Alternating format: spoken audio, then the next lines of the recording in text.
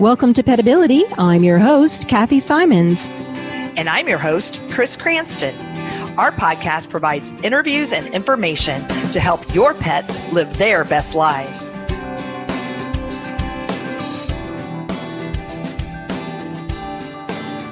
Today, we are thrilled to interview someone who has literally become a household name for those of us in the canine rehabilitation community.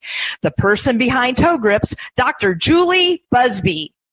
Dr. Buzby has been an integrative veterinarian for nearly 23 years, having earned certification by the American Veterinary Chiropractic Association in 1998 and by the International Veterinary Acupuncture Society in 2002.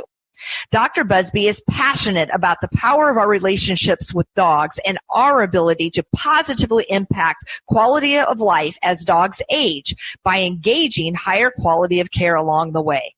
She serves as an advisory board member for the Gray Muzzle Organization to help improve the lives of at-risk senior dogs.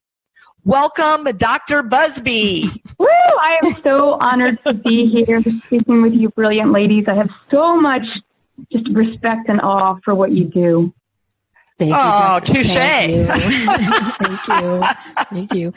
I have to say I'm very excited about featuring ToeGrips on our show today. Chris and I actually did an entire episode not that long ago just exclusively alone on traction and the importance of traction, or your dog's gaining traction in the home, and how it really affects their daily lives and how important that is.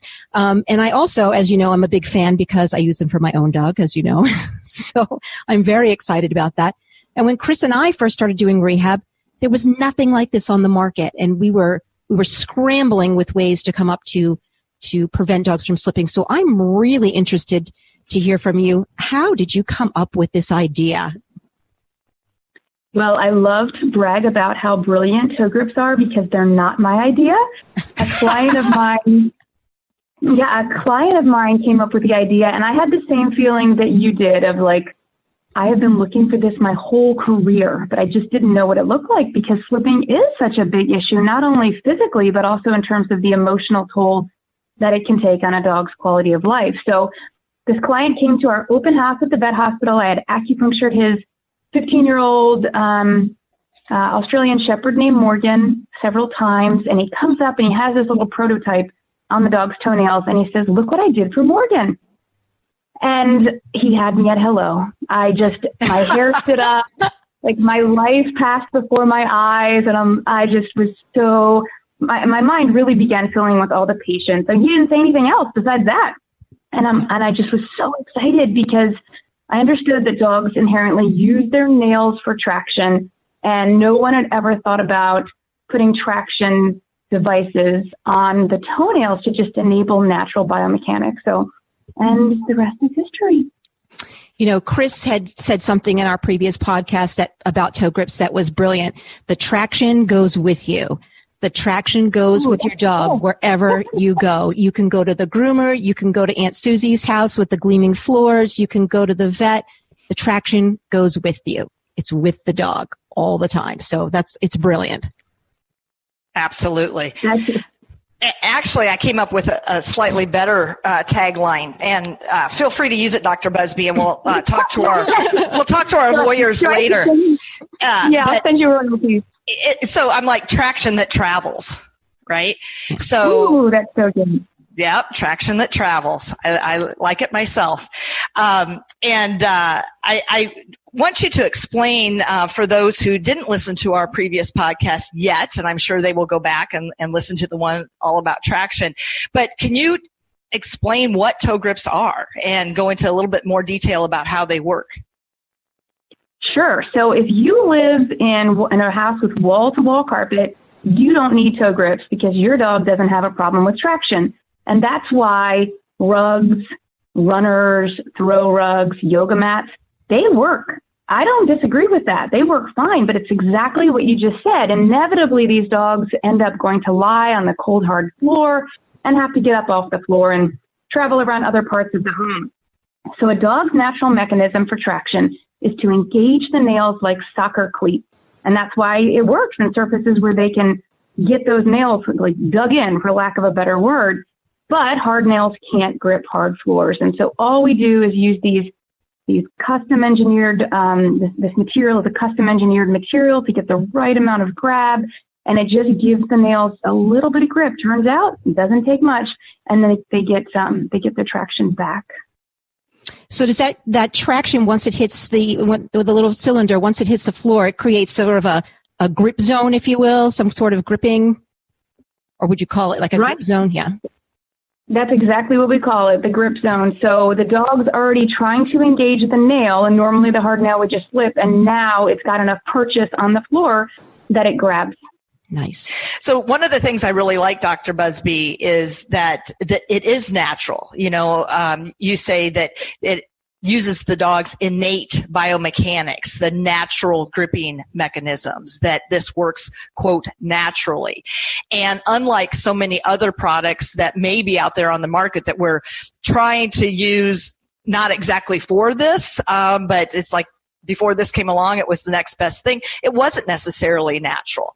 Trying to put booties or socks or something like that on the pet, and oftentimes it made it worse because the dog then lost its contact with the ground, if you will. It created weight. It was clumsy or cumbersome. And in the case of socks, who even if you had some grippies on the bottom, they would twist around and they're actually more slippery. So do you have any other comments on that? I do. I think the first thought in solving the problem of dog slipping was to do what we do for people. But dogs aren't people, as we know. They're quadrupeds, completely different gating mechanisms. So we made boots and we made socks because that's what we would do for people.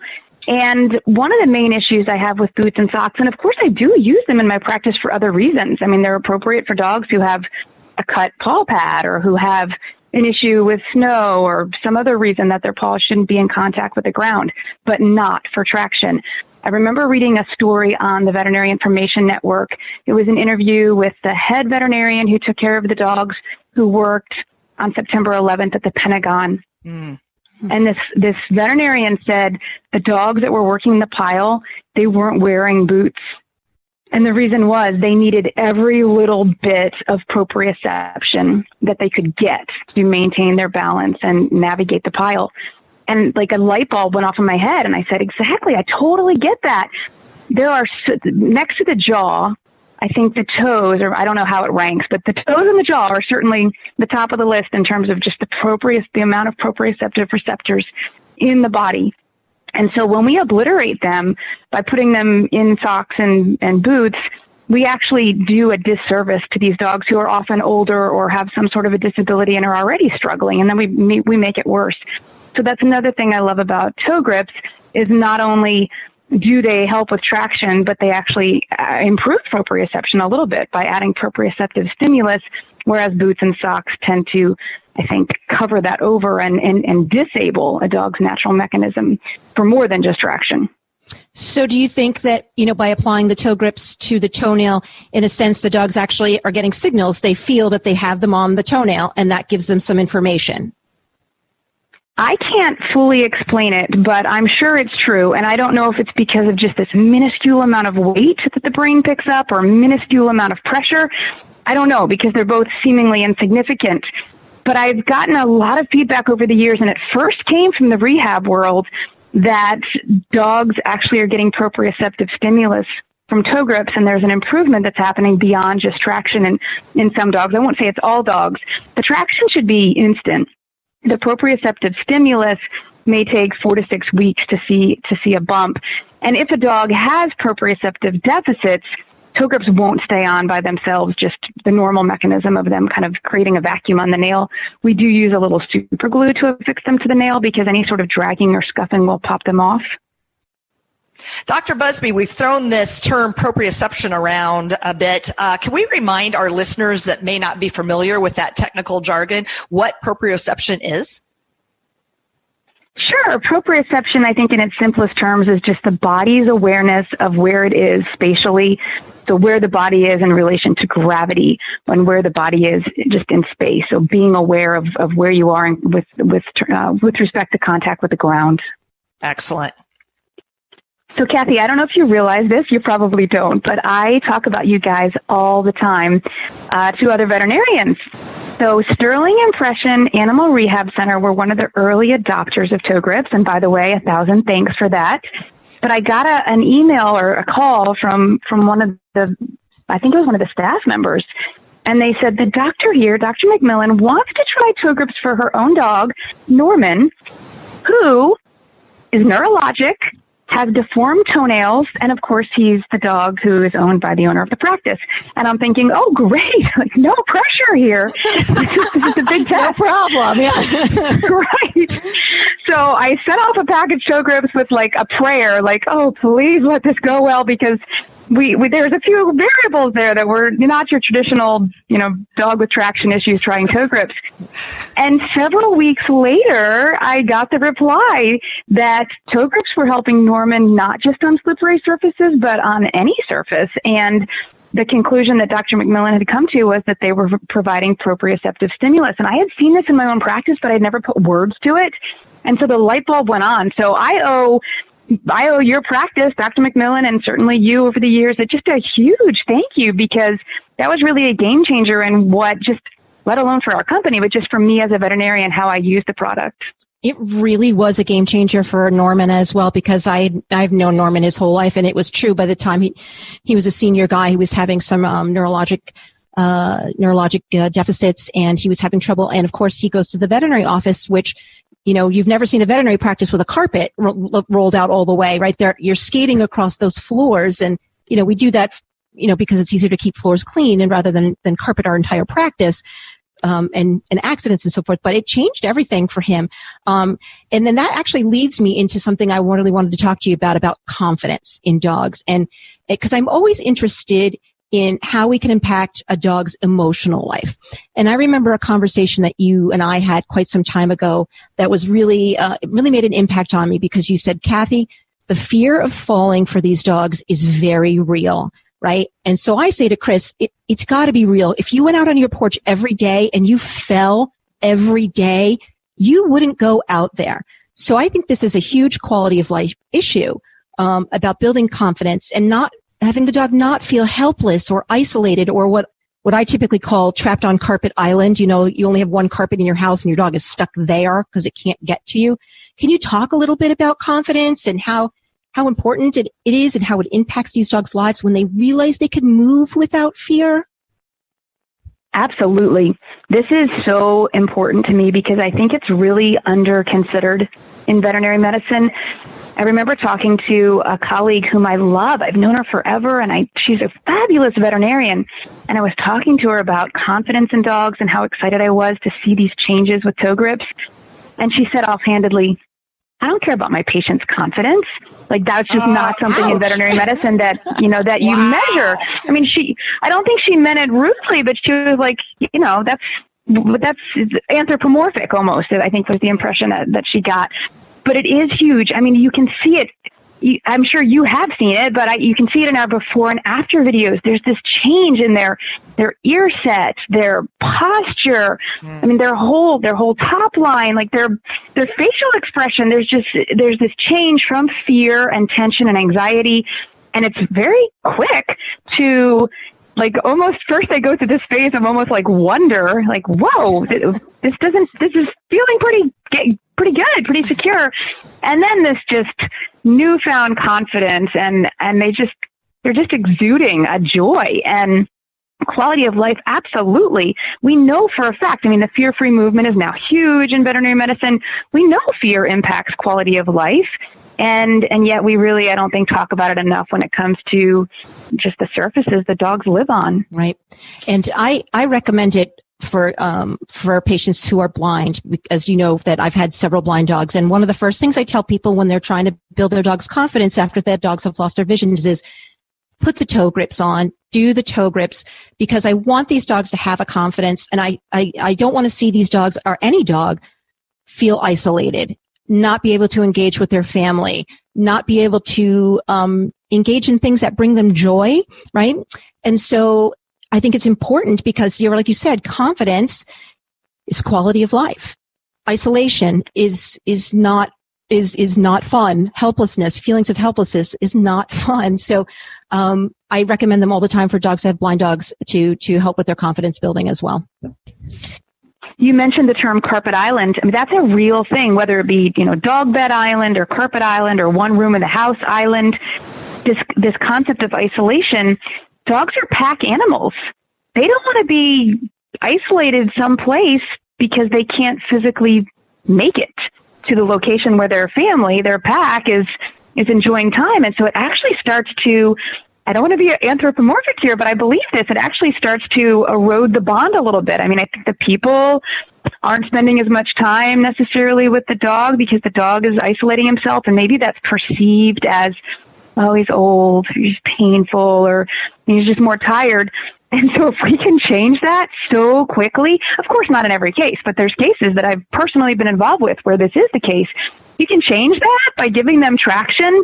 I mean, that is just, I get so excited about these silly little dog nail rings. Me too. Because there's so much more. It's like we don't sell ToeGrips, we sell hope. I mean, we're really affecting the quality of life for not only the dog, but also the people. I mean, when their dog is feeling more confident, is more mobile, is interacting with them, engaging more in family activities. I mean, the stories that they write me bring tears to my eyes, and that's really what this is all about. Yeah, and nothing is greater than hearing from that owner saying, my dog did something they haven't done in years. My dog picked up her toy and started tossing it around the house. My dog picked up the ball, and I go, that spark of life is still there. They were afraid to move, but now they're not. That spark is still there. So right. And that might actually lead us in, Chris, I'm not sure if you were going to go into this, but I'd like to hear about Kangaroo from your website.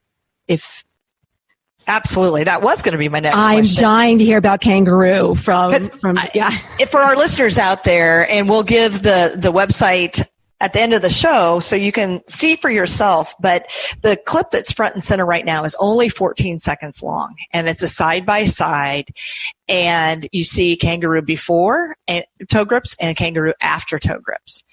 And, we were talking about the blind dog thing, and not only is this dog blind, but also has one of the other things that ToeGrips can help with.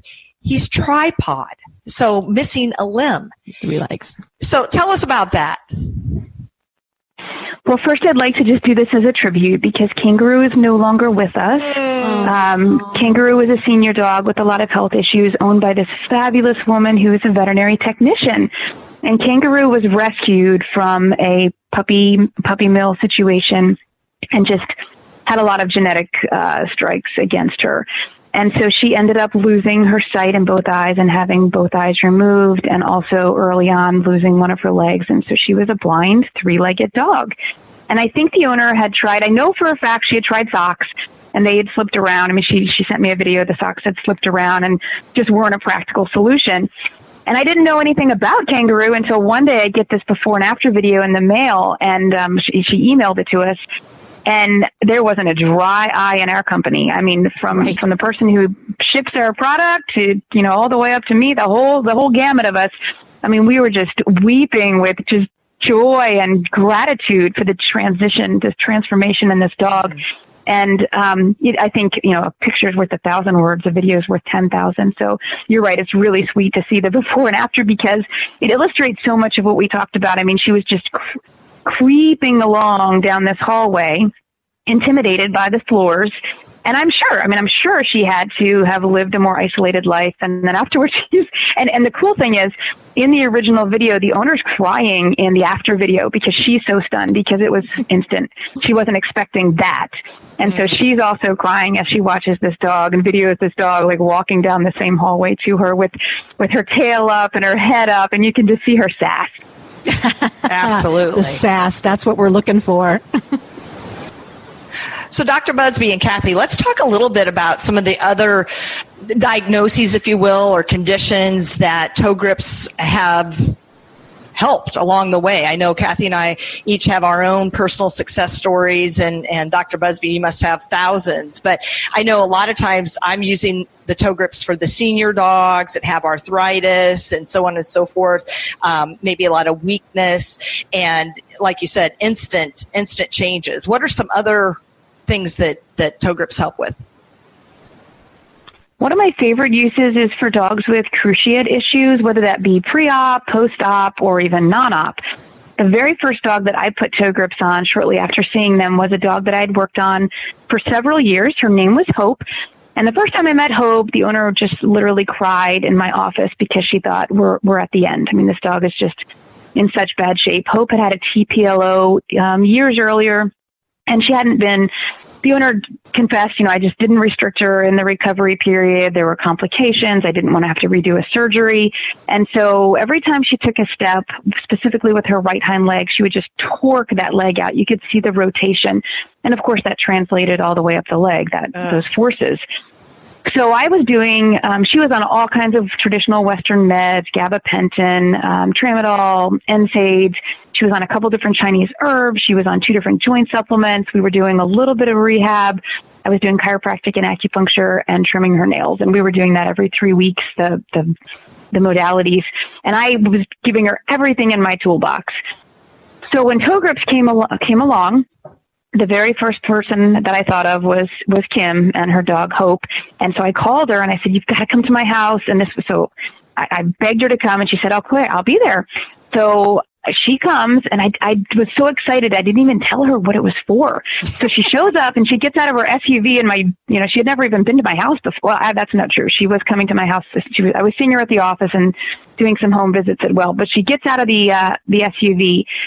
And she's like, "You didn't even tell me what I was coming for, but you were so excited." And so Hope was having a bad day. As you know, these guys tend to have some good days and bad days. And she was having a bad day. She literally hobbled practically 4-legged, or 4 out of 5 lame, down my driveway. And the inventor of ToeGrips, who I referenced earlier, had come to do me a favor and to put these on this dog because I really believed they were going to help her. And so we did. And she flopped over in a pine straw island of my house, my landscaping.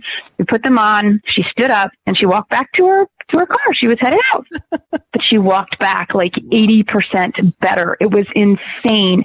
So my husband was there. We're all standing there with our jaw just dropped open.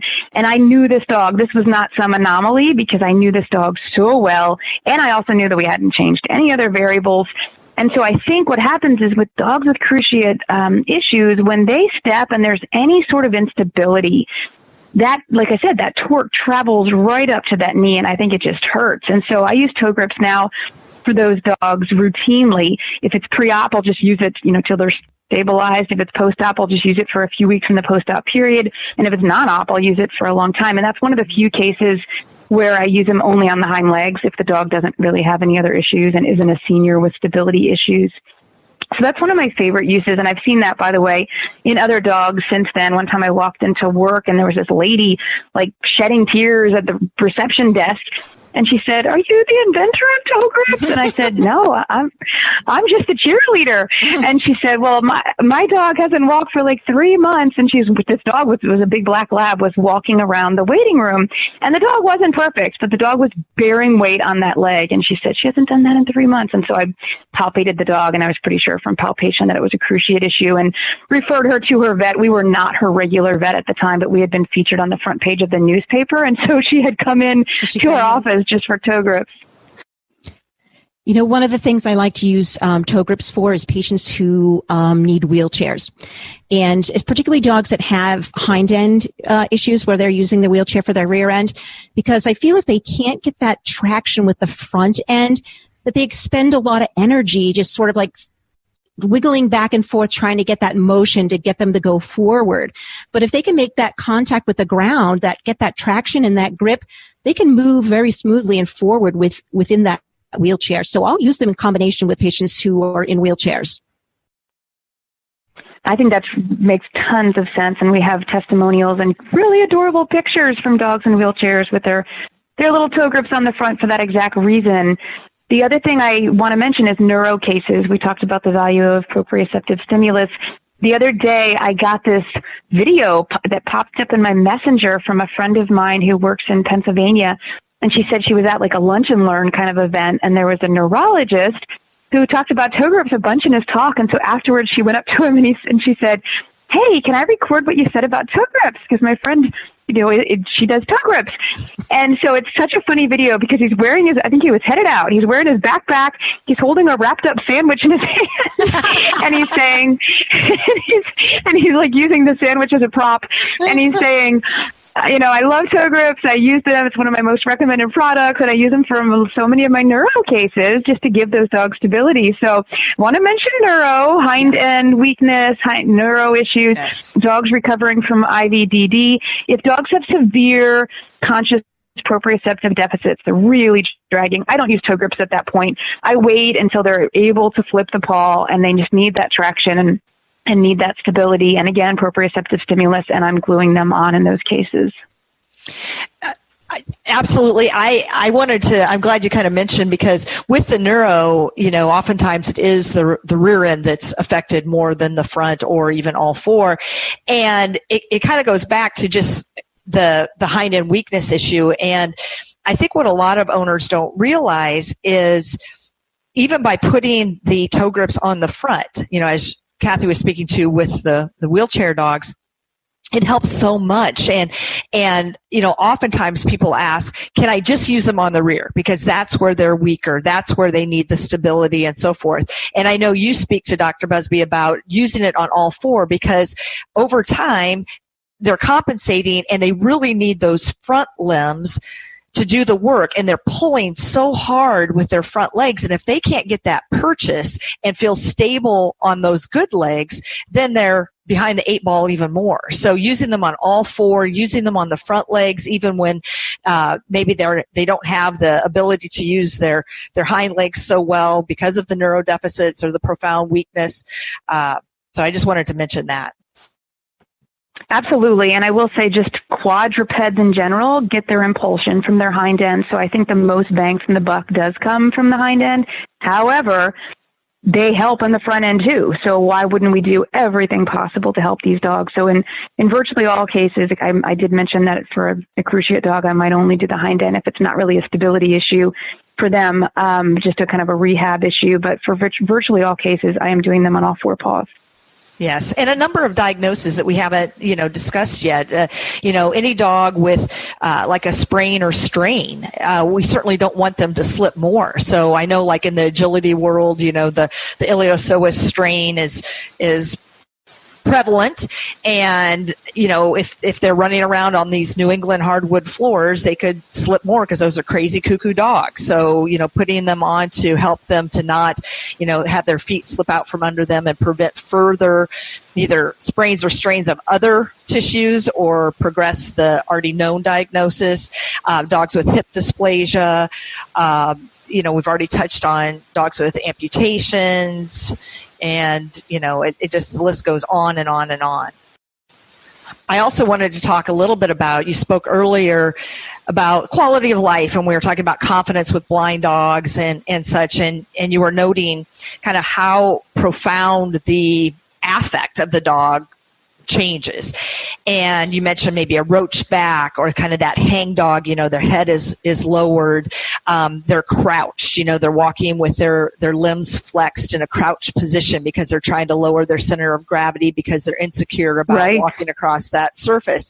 And I think about the chicken or the egg, if the dog is moving in that way over a prolonged period of time, that's going to lead to all kinds of other issues, musculoskeletally, neuromuscularly, putting lots of stress on body parts that aren't necessarily designed to handle that stress in a chronic fashion. Absolutely. I mean, I think one of the things that we deal with as veterinarians and rehab practitioners, and correct me if I'm wrong, but we talk about peeling the layers of the onion when we get into in some of my chiropractic training for animals. I think a lot of times we're dealing with compensatory injury, and we have to kind of peel back until we get to what really is the forensics of this injury. And that's sad, because ideally we would catch this early, and so many of our owners are so conscientious and certainly would want this to try to catch things early or to prevent things so we don't go down that path, because then it's much more difficult to correct things once we have all these compound issues. And of course, also the longer they go on and the more chronic they are, the more difficult they are to address. Absolutely. Agree 100%. And I can't believe how successful ToeGrips have been. And you had a statistic on your website that ToeGrips are now in 60 countries and you've sold hundreds of thousands. Is that still accurate, or is it even more at this point? No, that's accurate. It's crazy when I see a sale come through from like the United Arab Emirates or, some crazy country. I'm like, how is that possible? we have actual distributors. Right, exactly. Just the amazing World Wide Web. Yeah. But we have veterinary distributors. MWI Veterinary Supply is our U.S. distributor. We have 2 in Canada, CDMV and WDDC, and then we have 1 in Europe, 1 in Hong Kong, 1 in Japan. It's just really neat to me because ToeGrips they work, so they're helping dogs, and people are recognizing that, and there's demand being created, and it's such a blessing for me just to be a part of it all. You're helping dogs get a grip all around the world, Dr. Buzby. That's right. And they're selling themselves, it sounds like, because of how effective they are, so it's not a hard sell by any means. And I like to interject here that, of course, it would be a snake oil type of sales if I said, these will cure everything for every dog. That's not the case. Patient selection is important. Sizing is important. Proper application is important. And so we know they're not the miracle cure for every dog, and we do offer a money-back guarantee because we stand behind the product. That's great. That's one of the questions I get from clients, too, is like, some of the frequent questions I get is, are my dogs, are they going to pull them off? How do I know I got the right size? What if I get the wrong size? I'm like, nope, we can always get another size. They do need to be replaced, though. And I don't know how often you tell people to replace. I usually just check them when their dogs are in for therapy. How long do they last? It's a great question. So we say 1 to 3 months, and it really depends somewhat on size. Typically, they last longer on smaller dogs versus bigger dogs, somewhat on environment, depending on what the dog surface is that they're gating on. But the number one determinant for sure is the quality of the dog's gait. So Hope, the dog that I mentioned early on, where she would just use the ToeGrips as a crutch. She would when she would walk, she would literally grind them to a pulp. So we would only get a month, somewhere between 4 and 6 weeks out of her ToeGrips. I have a golden retriever patient who's a senior dog, but very sound gaited, and she wears them because she slips down her hardwood stairs. But other than that, she's really doesn't really have any issues. So she can go like 4+ months with her ToeGrip. So we say 1 to 3 months is the range, depending on the dog's gait. And the other thing I want to say, because you brought it up, and it's our number one FAQ, I just got back from VMX in Orlando, this huge veterinary show. There were 17,000 people there. And everybody that walked by our booth said, aren't the dogs just going to eat these right off? Mm-hmm. And it's just what everybody assumes. But if you think about it, ToeGrips are sitting on the claudodistal nail tip, which is not well innervated tissue. And the quick is encased in this, hard keratinized nail. So it's not like soft tissue, something in contact with soft tissue where there's direct innervation to what it's contacting. So certainly the vast majority of dogs, 98+%, not only don't bother with them, they don't even really seem to notice them. Right. I rarely have a dog pull them off. I had one occasion where the other dog in the house pulled the ToeGrips off of that dog, which I've never seen before. That was very bizarre. But they rarely bother them. And I find the whole process, actually, I think clients sometimes get worked up about the process of measuring and putting the ToeGrips on, but it really is a simple process. And you can condition your dog, just like you condition your dog to have their nails trimmed, to have their ToeGrips put on as part of their routine. We just have to do it. Some dogs you have to just go slow with. Some dogs don't care. Some dogs you just have to go easy with and just acclimate them to putting them on as part of their routine. So it really, to me, once you've put them on once, it's really quite easy. Dogs definitely mind it less than they do having their nails trimmed, that's for sure. Yes. There's a little bit of a learning curve, but they're so intuitive. So exactly what you said, like once you got it, you got it. And we do have video tutorials on our website. I did want to say that, yes, in my experience, many owners are quite anxious about the fact that their dogs may ingest the ToeGrip. So even though I think I've had one case over the number of years that actually took off a toe grip or two. Sometimes they do fall off. They get stretched out, they get dirty, they get worn, and they'll fall off. And the owner would come into the clinic and oh my God, I can't find the toe grip. Did they eat it? And a huge source of anxiety, but really this is unfounded because they are FDA certified non-toxic if they do eat them. And they're so small that they tend to just pass right on through the GI system, right? Yes. So for any of us who've worked in the veterinary industry or have even owned and lived with pets, you know that anything can happen and lots can go wrong. So my first thing before I even thought about bringing this product to market, my very first thing that I wanted to know was this issue. Above all, do no harm. Could they cause harm? And so I talked to several board-certified veterinary surgeons and said, what do you think? And the consensus was proportionally for the size of the toe grip to the size of that dog's GI tract, there would be no issues. And so what I can say, I don't feel like I can make any guarantees because dogs aren't mufflers, but what I can say is that in all the years we've been selling them, so since 2012, we have never had a report of a dog having any sort of GI obstruction, GI problems, or issues from ingesting a toe grip. So I rest in that track record and do feel very comfortable using them on dogs without any concern. Chris, they're color-coded too, so for size, right? Yeah, so you'll get reds or smalls and blues or medium. So I tell people, well, just check your dog's poop. If you see a little red speck or a little blue speck, it came out the other end. So that's exciting. It's like a treasure hunt. It's like a treasure hunt, yeah. Dr. Buzby, I think what you might want to consider at some point is getting some really cool patterns. Maybe we could get, instead of red, blues, and oranges, maybe we could do cow prints or polka dots or something at some point in the future. Let's get some really... Oh, my heavens. We have to do a brainstorm session because I've got lots of ideas. So, yeah. Okay. Great. And we did touch a little bit on that there are 7 sizes. And so they go from really tiny to really huge. And the one thing that I have discovered is that sometimes the dog's nails are actually different size from their front feet to their hind feet, with typically the front feet being a little bit larger. So sometimes they need 2 different sizes, right? That is true. Certainly the majority of dogs wear one package, one size, but what you said is exactly right. Sometimes a dog will wear 2 sizes, and the front feet are typically bigger than the hind. Yep. I've had, like you said, a very small percentage where that was the case, but it was discovered pretty quickly because and they are effortful to get on for a good reason, because if it's easy to get on, they're going to be easy to fall off. So, it takes a little bit of effort, to make sure that they're the right size and right fit, and that's okay.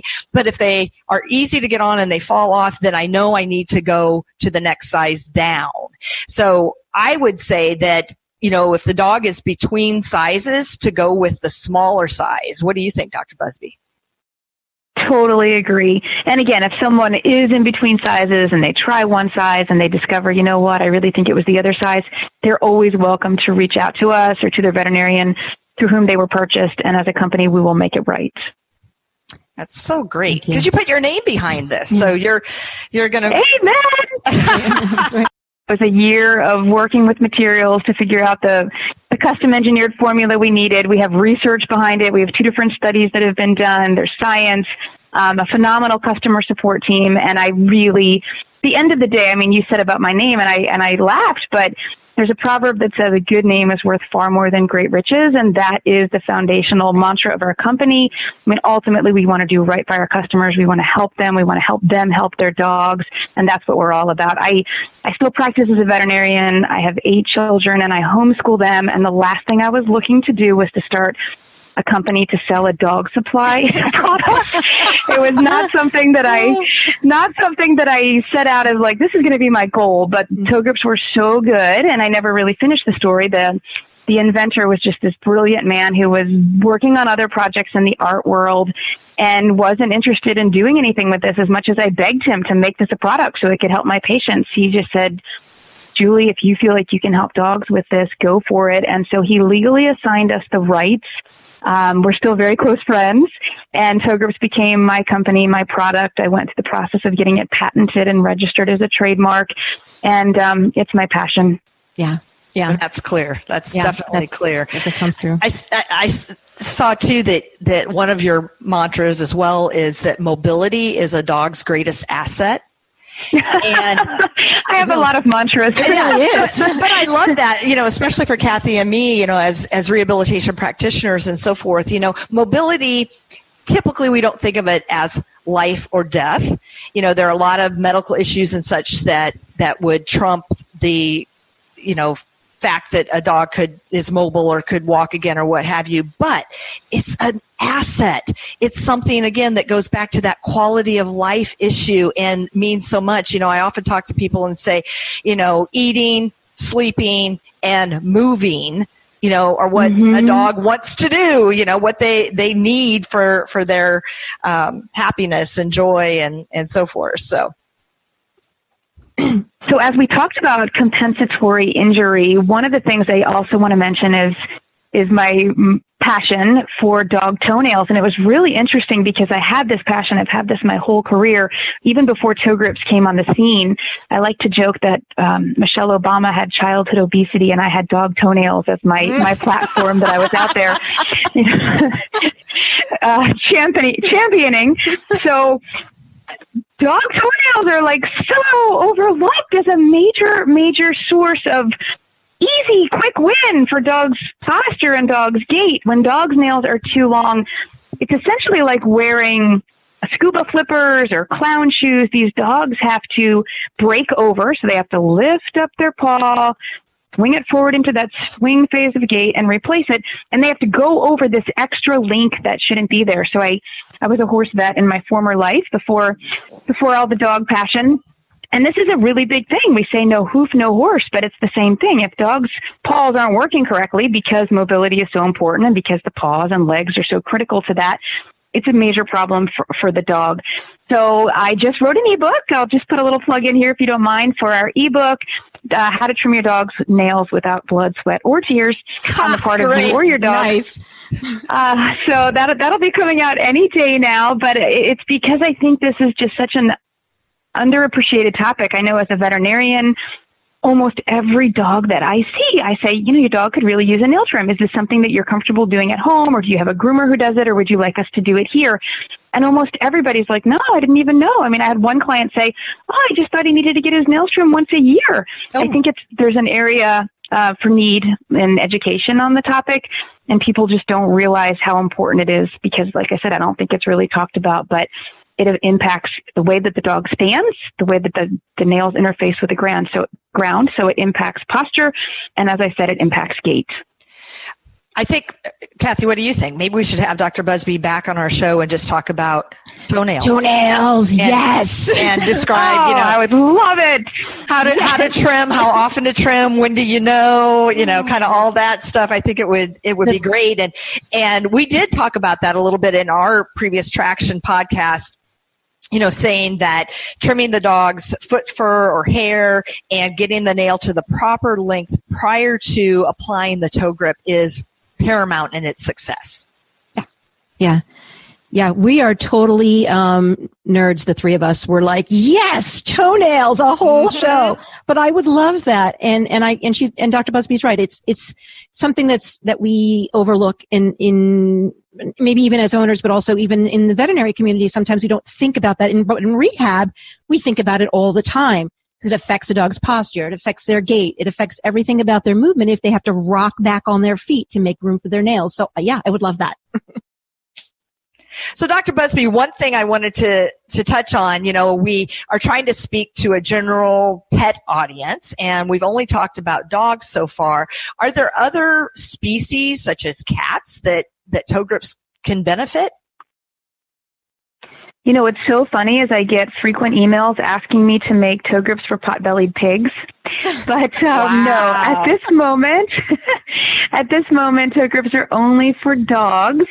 And I don't have a product for cats. And that's, again, because of above all, do no harm. One, the retractable nature of a cat's claws. Mm-hmm. I don't know how we would figure that out. But two, I do actually worry about cats ingesting ToeGrips and there being some sort of a GI issue. So I have no product to offer for cats, but I can give an endorsement for cat nail trims and say that I think that's really important as well. If you make ToeGrips for potbelly pigs, please reach out to us. We need to know. We need to know about that. Okay. Yes, we do. All right. So in closing, Dr. Buzby, if there was one thing that you wanted our listeners to remember from this podcast or one takeaway point, what would that be? Well, at this point, I'm really leaning towards traction that travels. Traction that travels. I think that's great. And you're welcome. I will. Yes.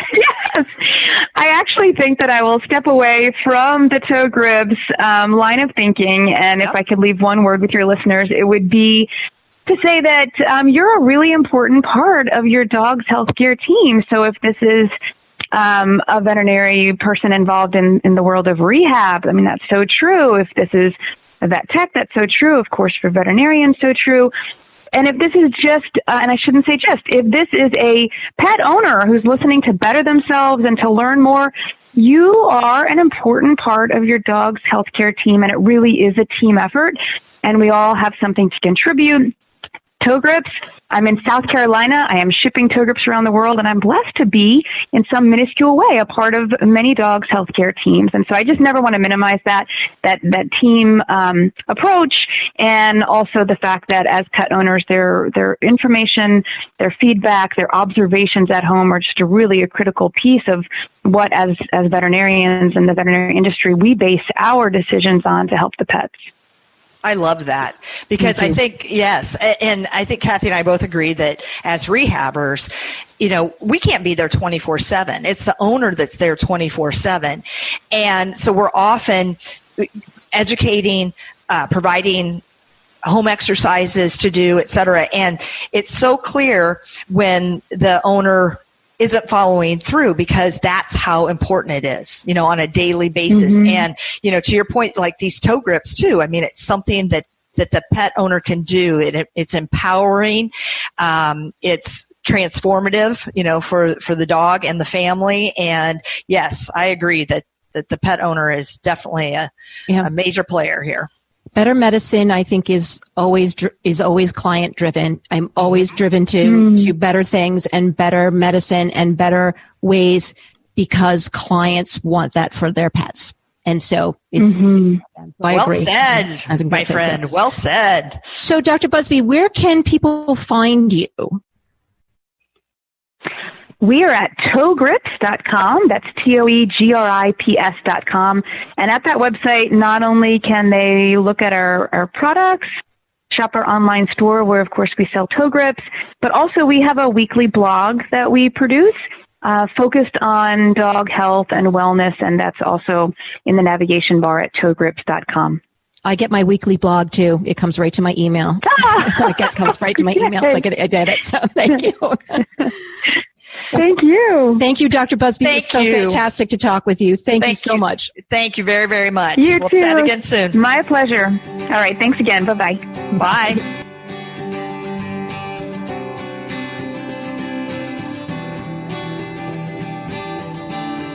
Thank you for joining us. We hope you enjoyed our show. Follow us on Facebook or on Instagram at Petability Podcast. For more information about Kathy's books and living with blind dogs, please go to enableyourpet.com. Thank you, and please tune in next time.